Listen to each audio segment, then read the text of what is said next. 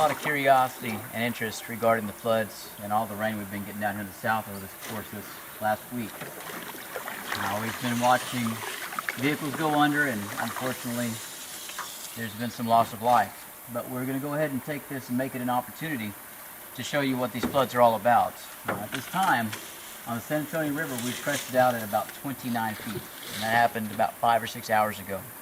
The water is now receding slowly, and we're going to try and stay out here as long as we can for the next couple of days to capture kind of the ups and downs, the ins and outs, the dangers, and hopefully document some of the creatures that come up and around whenever these circumstances arise.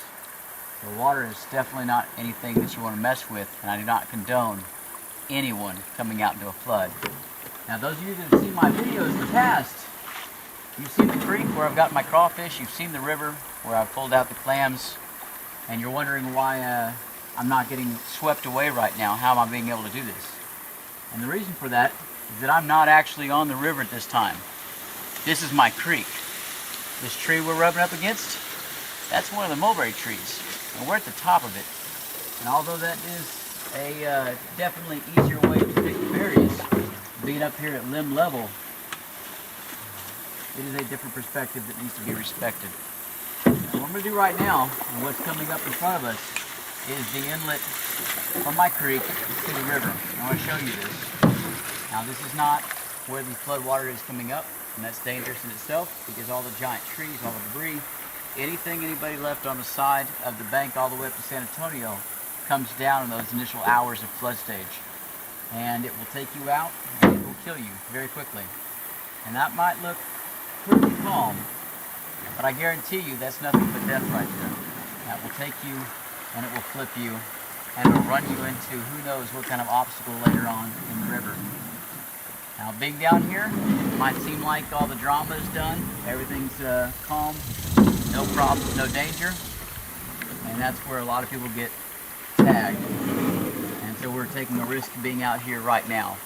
Even though it's just a partly cloudy sky, blue skies, there's nothing stopping another flood from coming and adding another wave. We have dams upriver at times. Nothing stopping somebody from letting water out of the dam and getting a secondary rise. The biggest danger I have is whenever the river starts to dam up in a natural way. All the logs start to clog it up, and it builds up and builds up for hours, rising the level and backing it up. And whenever that unleashes, whenever that natural dam actually breaks, you'll have a 3 to 10 foot wall of death and destruction come down the river without any warning, but maybe 20, 30, 40 seconds of roaring. And so if you're ever around this stuff, and you have to be, listen to that sound and run for higher ground. We'll go ahead and start filming. We'll see what we come up with. And one way or another, it ought to be an adventure. Turtles, alligators, snakes, catfish, and who knows what else. Let's do it. You ready, Huck? I hate flinching. Hey, Huckleberry, check this out. You want some? Well, come here. Hey, they're at your level now. Okay. Just a few. Okay. Alright. 2 for you, 1 for me. Couple for fish. Oh, take a look. Man. He's not too afraid of us. Probably take it just a moment.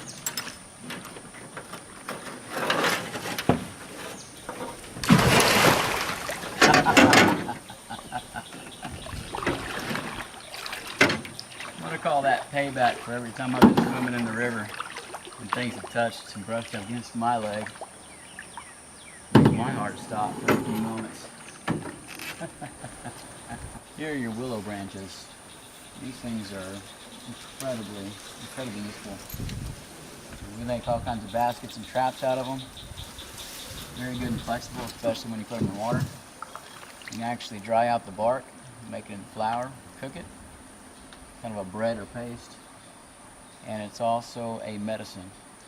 So you can chew on the bark or chew on the leaves, make a tea like a lot of people like to. And it'll take care of some of your headaches and things like that. Over here. You got her? Come on. Come here. Come on. Oh, come on, bud. Up. Come on. There you go. Don't leave anybody behind. Good and lucky.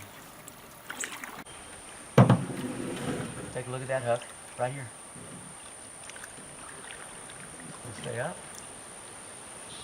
There he goes. Did you see it? Told you. That's what we're looking for, bud. Oh, take a look at this trumpet vine. Crawling up this dead tree. This is one of our friendly vines that we have out here. We like to see them. The hummingbirds love them. If you want a sweet treat, you can go ahead and you can pull that flower. It's all one petal out and stick it to your tongue. It's got a lot of good nectar in it. One of those things from childhood that you get the sugar out here. It might take you a while to get it, but it's a good treat while you're out and about in the woods.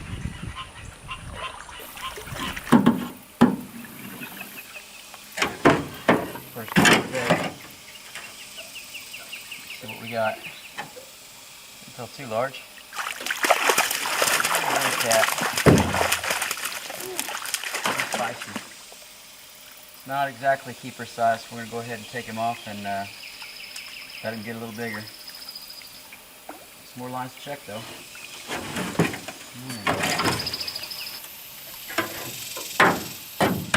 Showtime.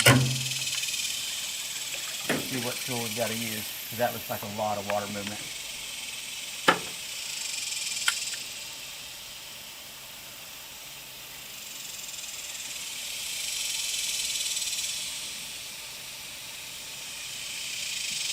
Mud shot. This is where you tend to lose a lot of them. See anything yet? Goodness, goodness, goodness. Right there, guys, that is a soft shell turtle. Real good size soft shell turtle. So, let's see if it's just the right size to go inside my hoop. They might look really nice and friendly. I love having them in the rivers. This is one of the fastest turtles, and they can reach back along their shell very easily and get a hold of you. And so they're not something I mess with. They're fast as snakes. And instead of just biting you and leaving a few marks, they'll actually take a chunk out of you. So use caution.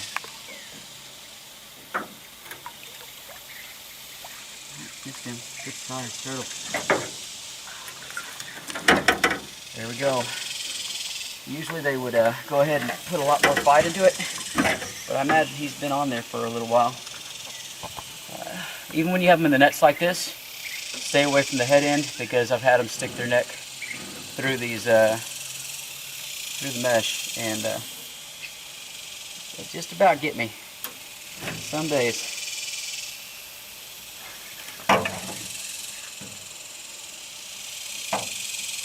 Alright, so we're going to take the hooks out of this guy and keep on checking. I want to go ahead and show you this real fast. Take a look at the silt that is now collecting on these leaves, a lot of them out of the water. This is one of the easiest ways to kind of determine if the water's going down or coming back up, is whether you have leaves above the water surface with silt on them, especially down here in the south, these muddy rivers. So you can look at the bank and you can look at moisture on the tree lines. Sometimes that's just something splashing, or the water's just kind of soaking up and through. One of the best ways I've seen, not so much in these long branches, but on the weeds back here and things that are more static to the ground, you can determine just how high it was, and you can figure out how fast it's dropping by taking a look at it. Those right there. That is a raft of several thousand fire ants. And they just make these giant floating rafts. If you bump into them, you're gonna get lots and lots of bites. They'll continue to bite you. Pus pockets come up. It's nasty. So watch out for them. They'll land somewhere and make a new home. Ooh.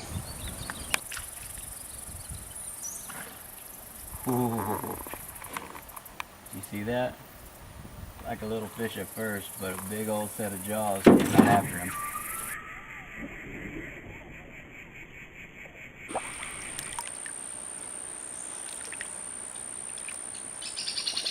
Out of the boat for 2 minutes, eating mulberries and blowing bubbles. Must be a rough life. Get in the boat. Give yourself a tummy ache. These are cockleburrs. Not good for your hair, your clothes. Definitely not for your seine net. They get everywhere. And if you have a long-haired dog, get ready for a fight. What is that? Oh man, check this out. Watch. Didn't even scare him. That's a 6-foot long gar right there. Goodness.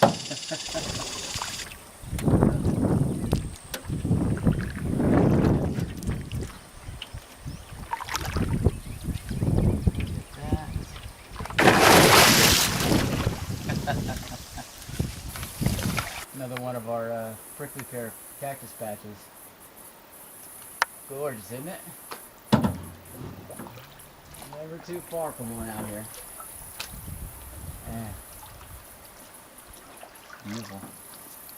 And to your right, the most beautiful crop of poison ivy vines along my bank. They're so pretty. Pretty vines.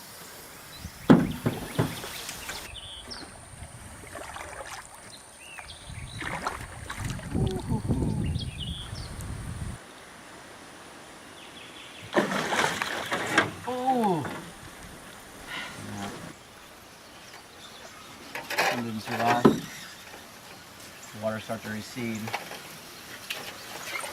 Start to show a couple of the casualties. Look at that. All dried up. He's eating, yeah. Something I got the inside.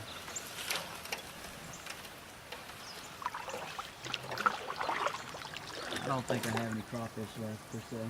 I'm going to go out the traps for a little while and see what bites, but I'm just as likely to have a gar rip up my trap.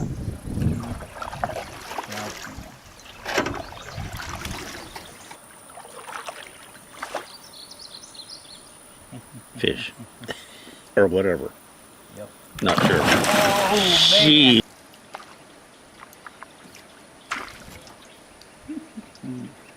What a gar. This is grapevine. All the way up to that tree. Down here, for the most part, what I've got along the riverbanks and the creek are what are called Mustang grapes. And they're a small grape, a very tart grape. They make a very distinct jelly. We call them little grapes. Let's see here. No production just yet. Some of these vines have produced quite a few, some not as many. But usually by July, August, and on the good years, the grapes are the size of a marble. On the bad years, oh, just tiny little things. Tiny, tiny. But you cook them down, add some sugar, and they are a treat. Coming up on them. Take a look. There's your alligator gar.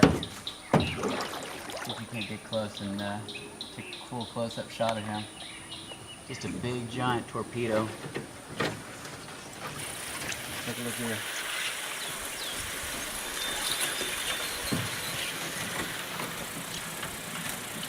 What the heck?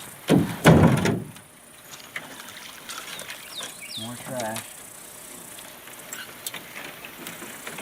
I don't want that.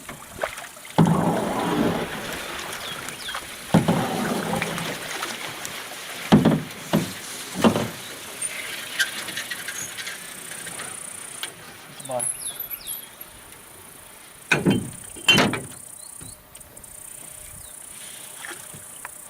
it all up. Well, it looks like our flood is just about at an end. The water receded another 12 foot overnight.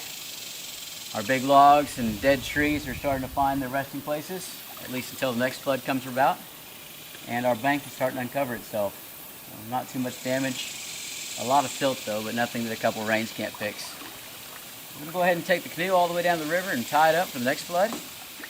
We hope that you've enjoyed this. We've enjoyed being out here. Guys, like and subscribe, and as always, till next time.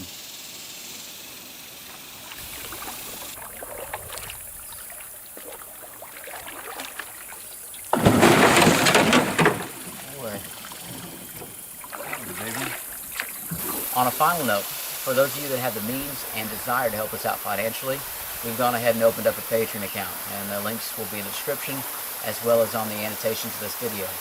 So at this point, we're not quite making the bills, but we love what we do. Any help would be greatly appreciated. So thank y'all, folks.